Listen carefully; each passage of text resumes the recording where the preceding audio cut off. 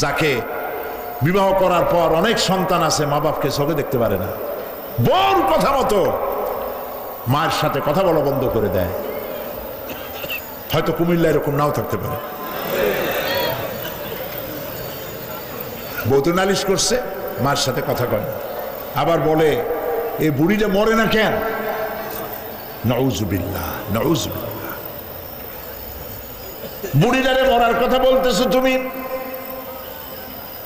তোমার ছোট্টবেলায় যখন তোমার টাইফয়েড হয়েছিল, অসুখ করেছিল, গরিব বাবা, বাড়িতে ল্যাপ নাই, খাতা নাই, তোষক নাই, সেই জায়গায় মা তার কাপড় বিছায় দিয়া বুকের উপরে নিজের শরীরের উষ্ণতা দিয়া বাঁচায় রাখার চেষ্টা করেছে, নিজে না খেয়ে খাওয়াইছে, অসুখ সারে না। মা ওই মুমূর্ষু বাচ্চার সেরানে তার মাথার কাছে বসে তাহাজ্জুদের নামাজ পড়ে কোরআন শরীফ তেলাওয়াত করে, চোখ দিয়া পানি পড়ে আর বলতে তাকে, রব্বুল আলামিন আমার জীবনটারে দিয়া আমার কলিজার টুকরা সন্তানটারে বাঁচাইয়া দাও। যেই মা নিজের জীবন দিয়া সন্তান বাঁচাইতে চাইল, সেই সন্তান আজকে বউ পাইয়া মাকে ভুলে যায়, মায়ের সাথে খারাপ ব্যবহার করে। আল্লাহ রব্বুল আলামিন বলেছেন, মা বাবার সঙ্গে খারাপ ব্যবহার করো না, ভালোবাসায় কথা বলো। ওয়াকুল লাহুমা কাওলান কারীমা, সম্মান সূচক কথা বলো। মা বাবার জন্য দোয়া করো আমার কাছে। কে বলতেছেন? আল্লাহ তাআলা বলছেন দোয়া করো আমার কাছে এই ভাষায়, রব্বিরহামহুমা কামা রাব্বায়ানি সাগীরা। পড়েন সবাই, রব্বিরহামহুমা কামা রাব্বায়ানি সাগীরা। আয় আমার রব, আমার মা বাপ যেমনে ছোটবেলায় আমাকে অত্যন্ত যত্ন করে লালন পালন করেছে, আল্লাহ তাআলা তুমি দয়া করে আমার মা বাপকে তোমার রহমতের করে লালন পালন করো। সুবহানাল্লাহ। প্রত্যেক নামাজের পর সকলে এই দোয়া পড়বেন, মনে থাকবে? মনে থাকবে? প্রিয় ভাই সব, সেই কিয়ামতের মাঠে আমাদেরকে উঠতে হবে, আল্লাহর দরবারে উঠতে হবে। সেই সময় আমাদেরকে কেউ উপকার করবে না। يوم لا ينفع مال ولا بنون, সম্পদ আর সন্তান সন্ততি কোনো কাজে লাগবে না। মা তার সন্তানকে চিনবে না, সন্তান তার মাকে চিনবে না, বাপ তার সন্তানকে চিনবে না, কেউ কাউকে পরিচয় দিবে না। কি মারাত্মক অবস্থা! মানুষ চরম অসহায় হয়ে যাবে। চতুর্দিকে ফেরেশতার আনাগোনা, সূর্য মাত্র 1 হাত উপরে,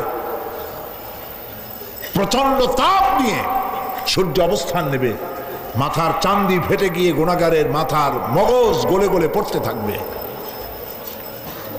পিপাসার যন্ত্রণা জিহ্বাটা ঝুলে কুকুরের মতো করে নাভিস্থল পর্যন্ত ঝুলে পড়বে। কেউ উপকার করবে না, কেউ জিগাবেও না। অনেক লোক আছে পীরের কাছে মুরিদ হয় আর মনে করে পীর সাহেব তারে কিয়ামতে সুপারিশ করবে। অসম্ভব। আয়াতুল কুরসির মধ্যে আমরা পড়ি, মান যাল্লাযী ইয়াশফাউ ইনদাহু ইল্লা বিইজনিহি। কে আছে এমন, কার হিম্মত আছে আল্লাহ পাকের বিনা অনুমতিতে কথা বলে? সুবহানাল্লাহ বলে। কোথার পীর, কোথার খাজা বাবা হারায় যাবে। ইব্রাহিম আলাইহিস সালামের মতো পয়গম্বর কি মনে করে? আল্লাহর খলিল। ইব্রাহিম আলাইহিস সালাম আল্লাহর কি? আল্লাহর খলিল। আল্লাহর খলিল কিয়ামতের দিন বলবেন, আল্লাহ পাক, আয় আল্লাহ তাআলা, আমার বাপের কাছে আমার একটা ওয়াদা ছিল, আমি সুপারিশ করব তার জন্য, তুমি দয়া করে আমার বাপকে জাহান্নাম থেকে ক্ষমা করো, আমি তার জন্য সুপারিশ করতেছি। আল্লাহ তাআলা বলবেন, ইব্রাহিম তোমার সুপারিশ মঞ্জুর হলো না। কথা বুঝতেছেন না? বুঝতেছেন না? ইব্রাহিম আলাইহিস সালাম যদি বাপের জন্য সুপারিশ করতে না পারে, ইব্রাহিম আলাইহিস সালাম তিনি যদি তার বাপের জন্য সুপারিশ করিয়া যদি ব্যর্থ হন, আপনার পিসাব কোন কামে লাগবে চিন্তা করেন। নবী করিম সাল্লাল্লাহু আলাইহি ওয়াসাল্লামকে প্রশ্ন করা হয়েছে, হে রাসূল, আপনার আব্বা আম্মার অবস্থা কি হবে? কথা কি শোনেন নাকি? আপনার আব্বা আম্মার অবস্থা কি হবে? নবী করিম সাল্লাল্লাহু আলাইহি ওয়াসাল্লাম বলেছেন, আমি আমার আব্বা আম্মার কোনো উপকারে আসব না। ইন্না লিল্লাহি ওয়া ইন্না ইলাইহি রাজিউন। তাহলে কোন সাহসে মনে করতেছেন কোন পীর কোন একটা বিদেশ থেকে দেশের থেকে একটা নাজিল হলো আর ওইটার পিছনে পিছনে দৌড়াবেন, সে আপনারা নাজাত দেবে, তার পায়ে চুমা খাবেন? এই পায়ে হাত দিয়ে কদম বুঝি করা বাদ দেন। টাকা ইনকাম করার জন্য মানুষকে ভুল পথে পরিচালিত করছে অনেক পীর, হাসেন এমন। খালি মানুষে টাকা দেয়, জামায় অনেক পকেট, খালি টাকা নেওয়ার সমানে ঢুকাইতে থাকে চতুর্দিক দিয়ে।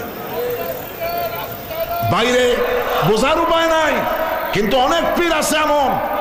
ঢাকা শহরে বড় বড় মার্কেটের মালিক, আমি জানি, বড় বড় মার্কেটের মালিক, বিরাট ব্যবসায়ী, জামা পরিষ্কার করে না 2 মাসেও। মানুষে দেখাবার জন্য গামছাটা নাকের কাছে ধরে ফত ফত করে আওয়াজ করে, মনে হয় যেন কাঁদতেছে। আজ বিশাল তাসান্ন হাবিজাবি জিকির শিখায়। লা ইলাহা কতক্ষণ, ইল্লাল্লাহ কতক্ষণ, আল্লাহ আল্লাহ কতক্ষণ, কোথায় পাইছো? ইল্লাল্লাহ ইল্লাল্লাহ কিসের জিকির? ইল্লাল্লাহ মানে কি? আল্লাহ ছাড়া, আল্লাহ ছাড়া, আল্লাহ ছাড়া, আল্লাহ ছাড়া কি? কাজী রাসূলুল্লাহ যা করেন এগুলি বেদাত। এইসব পীরের পাশে যাবেন না, মনে থাকবে।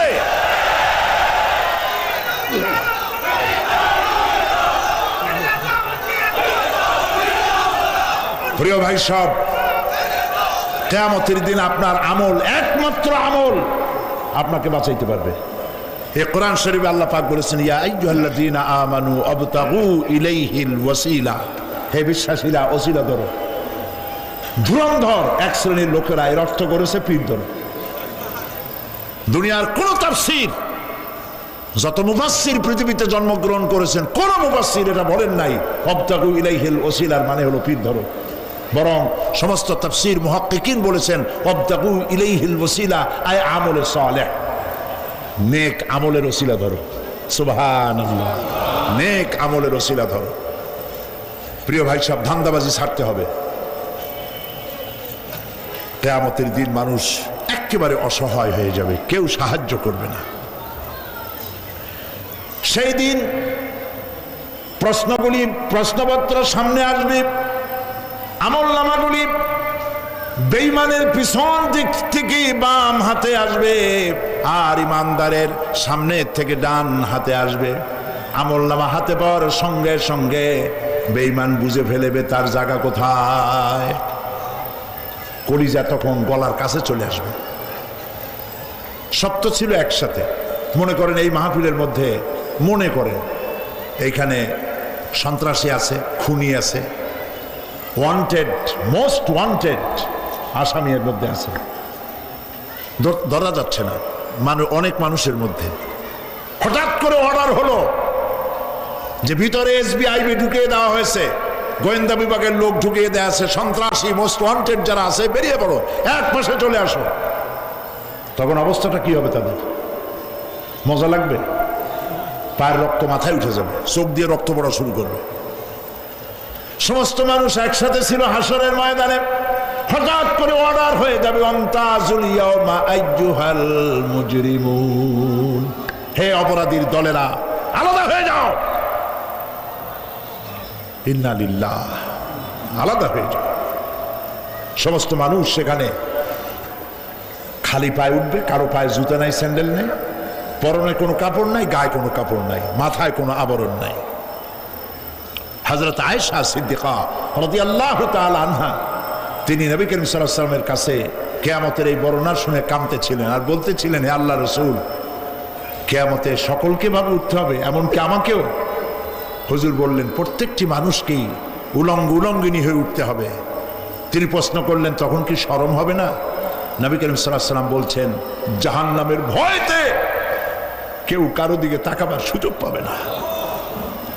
সব উপরের দিকে তাকায় থাকবে আর বলবে, আল্লাহ আমারে বাঁচাও, আল্লাহ আমারে রক্ষা করো।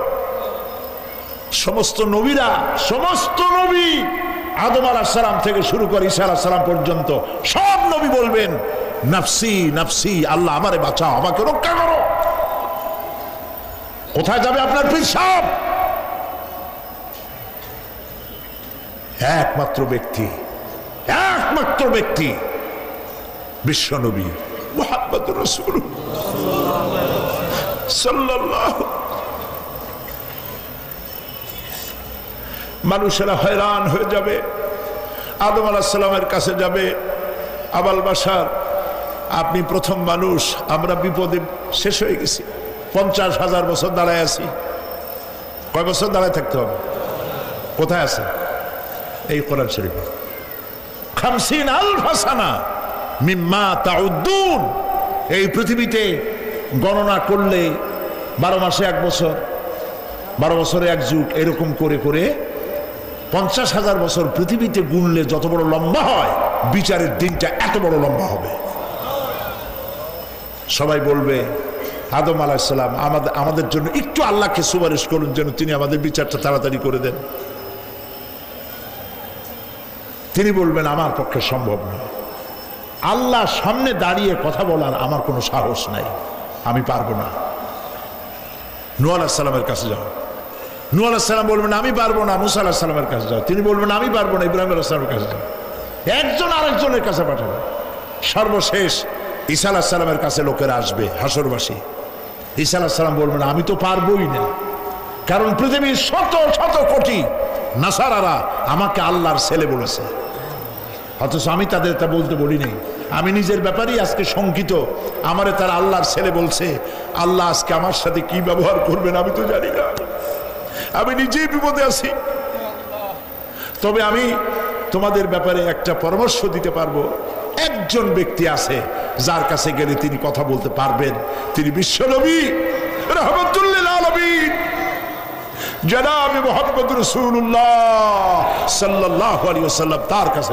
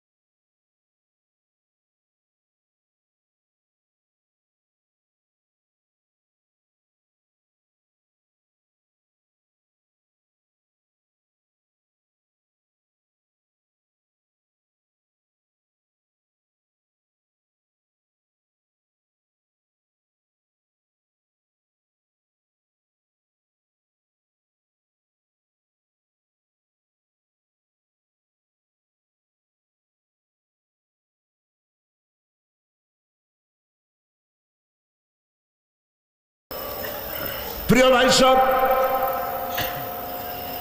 আল্লাহ রাব্বুল আলামিন পরীক্ষার জন্য আমাদেরকে এই ময়দানে ছেড়ে দিয়েছেন। প্রশ্ন কি হবে আল্লাহ সব বলে দিয়েছেন। প্রশ্ন কি হবে? তোমার যৌবন, এ ব্যাপারে প্রশ্ন করা হবে। কোন পথে ইনকাম করেছো প্রশ্ন করা হবে। কোন পথে খরচ করেছো প্রশ্ন করা হবে। দ্বীনের ইলম যতটুকুন হাসিল করেছিলে তার কতটুকুন নিজে পালন করেছো, আর দ্বীনের দাওয়াত কতটুকুন মানুষের কাছে পৌঁছায়ছো। প্রত্যেকটি ব্যাপারে কিয়ামতে আল্লাহর কাছে জবাব দিতে হবে। এই জন্য কবি বলছেন, আমল সে জিন্দেগি বনতি হ্যায়, ये जन्नत भी व जहन्नम भी, ये खाकी अपनी फितरत है ना नारी ना नूरी। মানুষের জীবন আমল দিয়ে গঠন হয়, আমল দিয়ে জীবন গড়ে, নইলে এই মাটির তৈরি দেহ জান্নাত আর জাহান্নামের কিছু দিয়ে তৈরি হয় নাই। আপনি ইচ্ছে করলে দেহটাকে জাহান্নামের জন্য উপযোগী করতে পারেন, ইচ্ছে করলে এই দেহটাকে জান্নাতের জন্য উপযোগী করতে পারেন। এটি আপনার ইখতিয়ারে আল্লাহ দিয়েছেন, আপনাকে বাধ্য করা হয় নাই যে সেজদা না দিলে ফেরেশতা এসে ঘাড়ের উপরে পিটাবে, সুদ ঘুষ জেনা করলে পরে ঠ্যাং পিটায় ভেঙে দেওয়া হবে না। আপনি বাধ্য নন। আপনি সম্মানিত জীব আল্লাহ, সম্মানিত প্রাণী আল্লাহ পাকের, সেই জন্য মানুষকে বাধ্য করা হয় নাই। অটোনোমাস বডি, অটোনমি দেওয়া হয়েছে, আপনাকে স্বাধিকার দেওয়া হয়েছে। চন্দ্র সূর্যের ব্যাপারে স্বাধিকার দেওয়া হয় নাই। রাত এখন 7:35, সূর্যের বাপেরও ক্ষমতা নাই বাংলাদেশে এখন উকি মারে, ঠিক কিনা?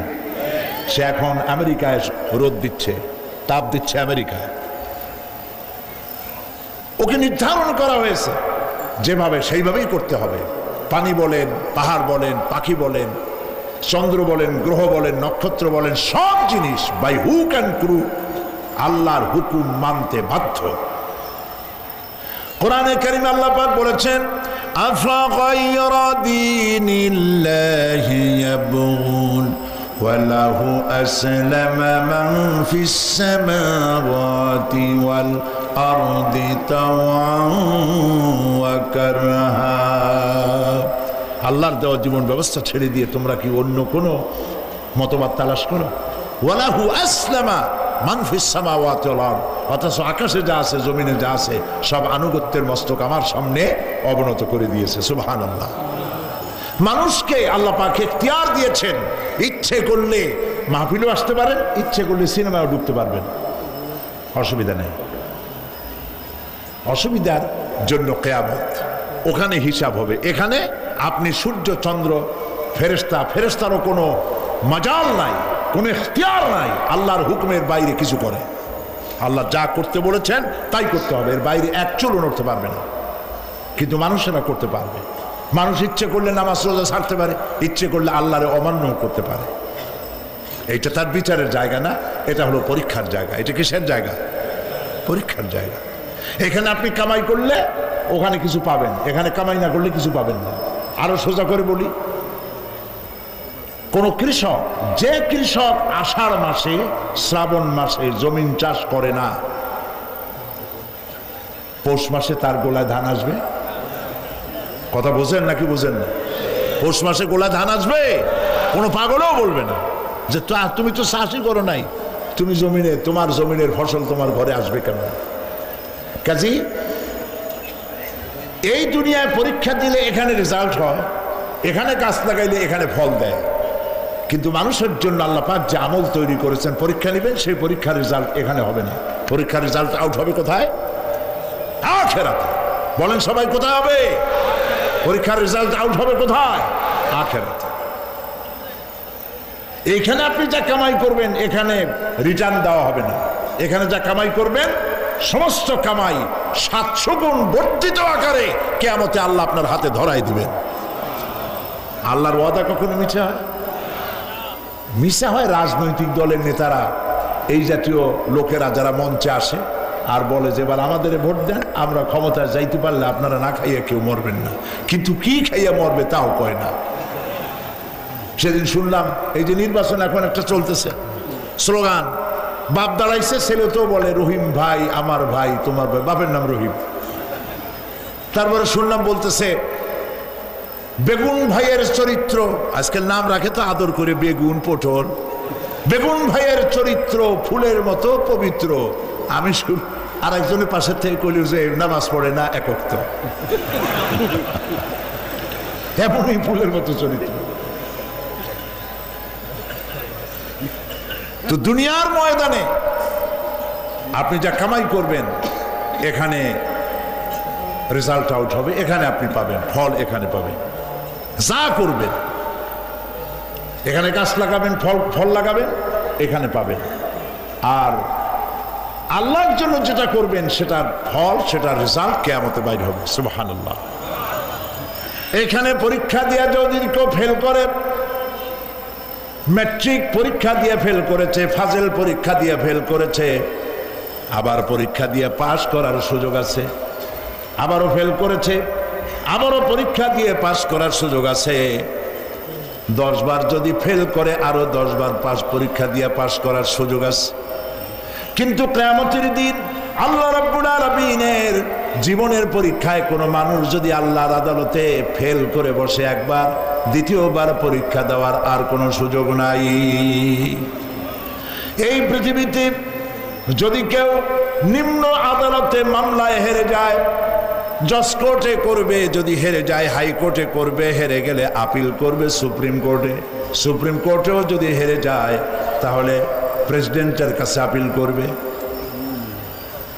সুযোগ আছে কয়েকবার। কিন্তু কিয়ামতের দিন জীবনের আদালতে কোনো মানুষ যদি একবার ফেল করে বসে, জীবনের মামলায় যদি একবার হেরে যায়, দ্বিতীয়বার আপিল করার আর কোনো জায়গা নাই। সেই আখিরাতে রেজাল্ট আউট হবে। আমরা সব মরে যাব, আমরা সব কি হব? সব মরে যাব। আল্লাহ পাক আমাদেরকে উঠাবেন আবার। মানুষকে কবরে রাখার সময় আমরা কি বলি? মিনহা খালাকনাকুম, জানেন না? পড়েন, মিনহা খালাকনাকুম ওয়া ফিহা নুঈদুকুম ওয়া মিনহা নুখরিজুকুম তারাতান উখরা। এই মাটি দিয়ে তোমাকে তৈরি করা হয়েছিল, এই মাটির মধ্যে রেখে গেলাম, এর থেকে আবার তোমাকে উত্থিত করা হবে। কে বলতেছেন এ কথা? আল্লাহ পাক বলছেন, আল্লাহ তাআলা বলছেন। কি নিষ্ঠুর এই পৃথিবী! ভেবে দেখেছেন কি একবারও কি ভেবে দেখেছেন এই পৃথিবী কত নিষ্ঠুর? এই সন্তান সন্ততি সব একটি মোহ, একটি মায়া, একটি মহব্বত, একটি প্রতারণা। যে বইয়ের জন্য হারাম ইনকাম করেছেন, যে সন্তানদের জন্য হারাম ইনকাম করেছেন, জান দিলেন, রক্ত দিলেন, জীবন দিলেন, সারা রাত কষ্ট করেছেন, দৌড়দৌড়ি করেছেন, যখন মরে গেলেন, যে বাচ্চাটা আপনি কোলে না নিলে কলিজা ঠান্ডা হয় না, সেই বাচ্চা বলবে, মাকে বলবে, মা বাপের লাশ যে রুমে আছে আমার সেখানে নিও না, আমার ভয় করে। ঠিক কিনা? স্ত্রীও আরো 2-1 জন লোক না হলে